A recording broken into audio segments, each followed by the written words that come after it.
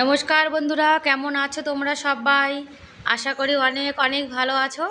আমার নতুন আরেকটি ব্লগে তোমাদের সবাইকে জানাই অনেক অনেক ভালোবাসা আর অনেক স্বাগত। আর তোমরা যারা এখন ভিডিওটি দেখা শুরু করেছো তারা প্লিজ এটা লাইক করে ভিডিওটি কন্টিনিউ করো। আর আজকের ভিডিওটা স্কিপ না করে পুরো ফুল দেখার অনুরোধ রইল। আশা করি তোমাদের আজকের ভিডিওটা ভালো লাগবে। আর আমি জানি আমার যে মিষ্টি মিষ্টি দিদিভাই দাদাভাইরা আছে তারা কিন্তু আমার ভিডিও একটা লাইক করে কন্টিনিউ করে। যারা যারা নতুন আছো তাদেরকে বলছি। আর এখন কিন্তু মানে বিকালবেলা এখন 7টা বাজে, বাইরে কিন্তু এখনও দেখো অন্ধকার হয়নি, এখনও আলো রয়েছে আর গরম কিন্তু খুব পড়েছে। এত গরম যে 7টার সময় কিন্তু একদমই ওয়েদার ঠান্ডা হয়নি। আর গরমে দেখেছো ছাদের উপরে যে তুলসী গাছগুলো ছিল সব কিন্তু রোদ মানে গরমের তাপে সব মরে গেছে। মানে আমাদের এখানে এত প্রচণ্ড গরম পড়ে তোমাদেরকে কি বলবো। এত গরম যে কোনো গাছপালা মানে হতেই চায় না এখানে। এখানে শুধুমাত্র নিম গাছ, বাবলা গাছ আর নিম আরেকটা যেন কী গাছ আছে তার নাম জানি না, 3টে গাছ কিন্তু বেশি হয়। যেদিকে তাকাবে সেদিকে কিন্তু নিম গাছ আর বাবলা গাছ, তাছাড়া কিন্তু আর কিছুই নেই। আর ওই বাড়িটাতে না কী যেন ওটা জ্বালিয়েছে, দেখো কেমন ধোয়া দেওয়া হয়ে গেছে। গরম পড়েছে, ছাদের পরে একদম আসতে ইচ্ছা করছে না। দেখো আর শুনতে পাচ্ছ ওগুলো ময়ূরের আওয়াজ।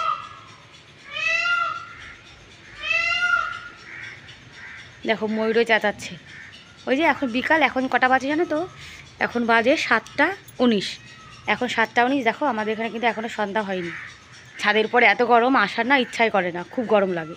তা ভাবলাম যে অনেকদিন ছাদের পরে যাই না, তা আজকে ছাদের পরে এসেছি। এত গরমে ঘর থেকে না বেরোতে ইচ্ছা করে না, জানো না। আর এত গরম পড়েছে যে আমাদের গোপাল সোনাকে তো আগে বিকালবেলা একটু বাইরে বসিয়ে রাখতাম, কিন্তু এখন এত গরম যে গোপাল সোনাকে এখন ঘরের মধ্যে কিন্তু পাখা জ্বালিয়ে সব সময় রাখতে হয়। আগে শীতকালে কিন্তু বিকালবেলা টাইমটায় গোপাল সোনা একটু বাইরে ঘুরু ঘুরু করতো, এখন আর সেটা হয় না। আর আমার ওই গোপালের পাগড়িটা দেখো, এই গোপালটাকে পরিয়ে দিয়েছি। কি বলতো, সবসময় গরমে কিন্তু পাগড়ি টাগড়ি কিছু পরে থাকতে ইচ্ছা করে না, তাই না? গরমেটা তো মানে সাদা মাটা থাকবে ততই কিন্তু ভালো। তার জন্য আমার গোপাল সোনাকে এখানে বসিয়ে রেখেছি। আর ঘরটাও কিন্তু গোছানো গাছানো হয়ে গেছে। আর গোপাল সোনার বালিশের কভার আমাদের বালিশের কভার দেখো ম্যাচিং ম্যাচিং হয়ে গেছে, ম্যাচিং করে বানিয়েছি। আর ছেলে তো খেলতে গেছে, ছেলের বাবা বাড়িতে নেই। এদিকে হিটারে ভাতটা বসিয়ে দিয়েছি, হিটারে ভাতটা হবে। আর এদিকে আমি গ্যাসে কুমড়ো আলু তরকারিটা করে নেব। আর এই গরমে কিন্তু রান্নাবান্না একদমই করতে ইচ্ছা করে না, কিন্তু কি করব বলো, গরম পড়ুক আর যাই পড়ুক রান্নাবান্না করে খেতে তো হবেই। পেট তো আর মানে না, তাই না? পেটের জন্য কিন্তু সব কিছু করতে হয়। আর এই কুমড়ো তরকারি কিন্তু রুটি ভাত মানে যাই যার সঙ্গে খাও না কেন সব কিছুর সঙ্গে কিন্তু ভালো লাগে। আর কুমড়োর তরকারির মধ্যে শুকনো লঙ্কা থেকে কিন্তু কাঁচা লঙ্কাটা বেশি ভালো লাগে। আর ওদিকে গরম জল বসিয়ে দিয়েছি, মানে তরকারির মধ্যে যে গরম জল দেবো। আর তরকারিতে কিন্তু সবসময় গরম জল দেওয়ার চেষ্টাটাই কিন্তু করে থাকি আমি। গরম জল দিলে দেখবে তরকারির স্বাদটা কিন্তু খুব সুন্দর হয়। আর আজকে কিন্তু একদম সিম্পলভাবে করব, কোনো মশলা বাটা বাটা কিছুই দেবো না। লবণ হলুদ আর একটু পাঁচফোড়ন ফোড়ন দিয়ে করব। আর এইভাবে কুমড়ো তরকারি করলে কিন্তু খেতে আমাদের খুব ভালো লাগে। এদিকে গোপালের অন্নটাও কিন্তু হয়ে গেছে, দুই ভাই আজকে রাত্রিরে ভাত খাবে আর আমরা রুটি খাবো। ভাত হয়ে গেছে তো যার জন্যে কড়াইটা আবার হিটারে বসিয়ে দিয়েছি। কি জানো তো, গ্যাসটা যেটুকু বাঁচাবো সেটুকু কিন্তু আমাদের জন্য ভালো, তাই না? আর আমাদের এখানে কারেন্টের বিল এখন কদিন আসছে না, যার জন্য একটু হিটারে বেশি রান্নাবান্না করা হচ্ছে। আর কুমড়ো তরকারির মধ্যে ধনেপাতা ছাড়া কিন্তু একদমই ভালো লাগে না, যার জন্য ধনেপাতাটা এখন কেটে সব রেডি করে রেখে দিচ্ছি। আর কুমড়ো আলুটা কিন্তু হয়ে গেছে, তোমরা যদি চাও বাড়িতে এরকম বানাতে পারো, খেতে কিন্তু খুব ভালো লাগে। ওই গরম গরম রুটির সঙ্গে পরোটার সঙ্গে খেতে কিন্তু বেশি ভালো লাগে। আর একটু পাঁচফোড়ন ফোড়ন দিয়েছি। এই কুমড়ো, তারপরে আমের চাটনি, তারপর টক ডাল মানে আম ডাল যাই বলো না কেন, তার সঙ্গে কিন্তু পাঁচফোড়ন ফোড়নটা খুব ভালো লাগে, তাই না? পাঁচফোড়নের যে গন্ধটা সেটা কিন্তু আমার খুব সুন্দর লাগে। আর বন্ধুরা, তোমরা এখনও পর্যন্ত যারা আমার ভিডিওটি দেখছো আর তোমাদের যদি ভিডিওর কোনো অংশ ভালো লেগে থাকে তাহলে প্লিজ এটা লাইক করে দিও। আর আমার চ্যানেলে তোমরা আজকে যারা নতুন আর ভিডিওটি দেখছো, তোমরা চাইলে আমার চ্যানেলটিকে সাবস্ক্রাইব করে আমার এই ছোট্ট পরিবারের পাশে থাকতে পারো। আর যারা এই কাজটি অলরেডি করে দিয়েছো তাদেরকে অসংখ্য ধন্যবাদ। আর যে মিষ্টি মিষ্টি দিদিভাই দাদাভাইরা আমাকে কমেন্ট করো তাদেরকে অনেক অনেক ধন্যবাদ। আর নতুন নতুন যে দিদিভাইরা আমার ভিডিও দেখো, তোমাদেরকে ভিডিও দেখার জন্য অনেক অনেক ধন্যবাদ।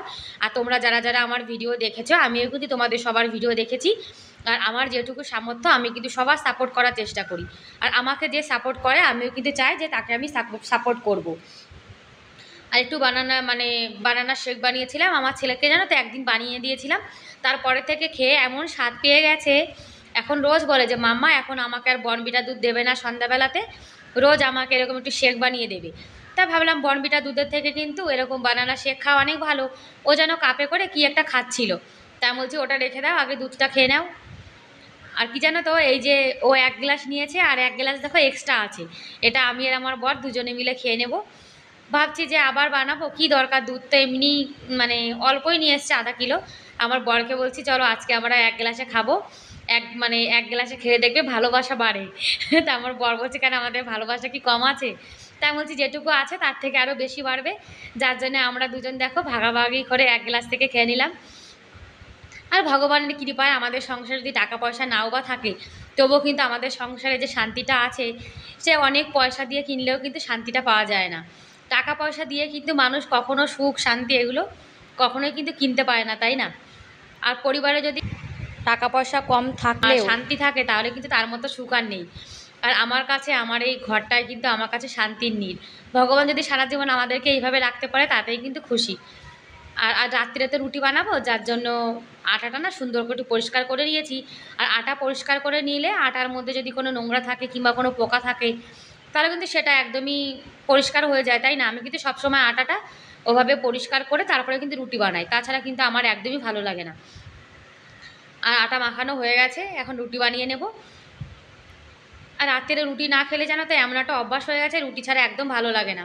আর আমার ছেলে, ও কিন্তু হয়েছে এখানে রাজস্থানে, কিন্তু ওর মধ্যে এখনও সেই বাঙালি ভাবটা রয়ে গেছে।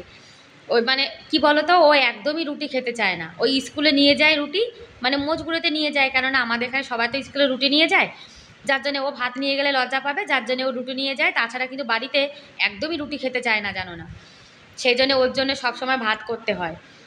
আমি এত বলি সোনা রুটি খাও, এক টাইম তো অন্তত রুটি খাওয়া উচিত, কিন্তু ও খাবে না। রুটি খেলে ওর কিন্তু পেটই ভরে না। তাও না অল্প অল্প করে খাইয়ে খাইয়ে অভ্যাস বানাচ্ছি। আর রাত্রিরে কিন্তু হালকা খাবার দাবার খাওয়া ভালো। আজকে না পরোটা বানাবো, তো আমার বর বলছে যে আমি একটা পরোটা খাবো, তাই ওনার জন্য একটা পরোটা একটা রুটি বানাবো। আর একটা রুটি বানাচ্ছি, ভাবছি ছেলে যদি খায়। এদিকে দেখো কারেন্ট চলে গেছে, আর এই যে গ্যাস ওভেনটা যেখানে রয়েছে এখানে কিন্তু ইনভার্টারের কানেকশানটা করা নেই, যার জন্য আমার বরকে বলেছি তুমি ফোনের লাইটটা জ্বালিয়ে রেখে দাও। আমার বর কিন্তু ফোনের লাইট জ্বালিয়ে রেখেছে, তাতেই কিন্তু ভিডিও হচ্ছে। কি করব বলো, এখন রুটি বানানোর ভিডিওটা দেখাচ্ছি, এখন যদি মাছ ভাতে বন্ধ করে দিই তাহলে কি ভালো লাগে? আর এত গরম পড়েছে জানো না, মানে ফোন এত গরম হয়ে যায় কি বলবো, ফোন ভীষণ গরম হয়ে যায়, মনে হয় যেন ফোনটা এক্ষুনি ব্লাস্ট হয়ে যাবে। যার জন্য অল্প অল্প ভিডিও বানিয়ে তারপরে আবার মানে কুলারের সামনে ঠান্ডা করতে রেখে দিচ্ছি। আর গরমকালে দেখবে ভিডিও যত বানানো হয় ফোন কিন্তু ততই বেশি গরম হয়ে যায়। আর আমাদের এখানে না একটুও বৃষ্টি হচ্ছে না, একটু বৃষ্টি হলে গরমটা কমে যেত। আর জানো তো বন্ধুরা, এই ভুলটা কিন্তু কখনো করবে না, রান্নাঘরে রুটি বানানোর পরে কখনো কিন্তু গরম তাওয়ার উপরে জল ঢেলে দেবে না, তাহলে কিন্তু সংসারে ভীষণ বড় অমঙ্গল চলে আসে। আমি কিন্তু এগুলো মানে কথাই শুনেছি, যার জন্য তোমাদের সঙ্গে শেয়ার করলাম। তোমাদেরকে আমি নিজের মনে করি, যার জন্যই কিন্তু কথাগুলো তোমাদের সঙ্গে শেয়ার করছি। দেখো আমি যে জিনিসগুলো জানি, যেগুলো ভালো মন্দ, সেগুলো চাই যে আমি তোমাদের সঙ্গে একটু শেয়ার করব, যার জন্য বলে দিলাম। গরম তাওয়া কখনো কিন্তু মানে গরম অবস্থাতে জল ঢালতে নেই, যখন ঠান্ডা হবে তারপরে কিন্তু ধুয়ে নেবে। আর গ্যাস ওভেনটা এখন সুন্দর করে পরিষ্কার করে নেব। রুটি বানানোর পরে না ওভেনটা খুব কিন্তু নোংরা হয়ে যায়। আর বন্ধুরা, নিম্ন মধ্যবিত্ত ফ্যামিলিতে সন্ধ্যা থেকে রাত পর্যন্ত গৃহিণীদের যে কাজকর্মগুলো থাকে, সেগুলোই আজকে আমি তোমাদের সঙ্গে শেয়ার করলাম। আর আমার গোপাল সোনাকে এখন সেবা দিয়ে দেবো, খাওয়া টাইম হয়ে গেছে। আর কারেন্ট নেই তো, একটাই আলো জ্বলছে, যার জন্য কিন্তু ভিডিওটা অত ক্লিয়ারিটি নেই। আর এই যে আমাদের রাত্রিরে খাবার দাবার, আমার বড়ের প্লেটে দেখো একটা রুটি একটা পরোটা, আর আমি 3টে পরোটা নিয়েছি। যদি ছেলে একটু খায় তো খাবে, আর তা না হলে আমি খেয়ে নেব। আর আজকে না আমার খুব খিদে পেয়েছে, যার জন্য আমি 3টে পরোটা নিয়েছি। তোমরা হয়তো ভাবতে পারো যে দিদিভাই তো রাক্ষস হয়ে গেছে, 3টে পরোটা খাবে। কি করব বলো, কখনো কখনো আমাদের মনের মতো জিনিস হলে কিন্তু আমাদের খিদেটাও বেড়ে যায়। বাসন টাসন সব মেজে নিয়ে এসেছি, রান্নাঘরটাও কিন্তু পরিষ্কার করে নিয়েছি। আর রাত্রেবেলা কিন্তু রান্নাঘর সবসময় পরিষ্কার পরিচ্ছন্ন করে রেখে দেয় ভালো। সকালে উঠে যদি আমরা দেখি আমাদের রান্নাঘরটা পরিষ্কার পরিচ্ছন্ন রয়েছে, তাহলে কিন্তু দেখতেও ভালো লাগে আর কাজ করতেও মন চায়, তাই না? যার জন্য সবসময় কিন্তু আমি রান্নাঘরটা পরিষ্কার করে রেখে দিই। এখন স্নান করে আসলাম, কাজ বাসা হয়ে গেছে, রান্নাঘরটা গুছিয়ে নিয়েছি। আর রান্নাবান্না করার পরে না রুটি মুটি বানিয়েছি, একদম পুরো ঘেমে গেছিলাম। আর এত ঘাম থাকলে দেখবে ঘুম কিন্তু আসে না ভালো, যার জন্য সুন্দর করে স্নান করে নিয়েছে। আর আমার ছেলেও স্নান করছে, ও স্নান সে কতক্ষণ 10 মিনিট হয়ে গেছে, জল ঢেলেই যাচ্ছে, মানে মগ ভরে ভরে জল ঢালছে। আর গরমকালে দেখবে ঠান্ডা জল ঢাললে কিন্তু খুব ভালো লাগে, তাই না? এই জন্য বারবার স্নান করে, স্নান করার কথা বললেও ভীষণ খুশি হয়ে যায়। এই স্নান করে আসলাম, একটু পরে ঘুমাবো। এই যে আমাদের গোপাল সোনা বসে রয়েছে, গোপাল সোনা বসে বসে খেলা করছে। আচ্ছা বন্ধুরা, তাহলে আজকের মতো এ পর্যন্তই। Bye bye.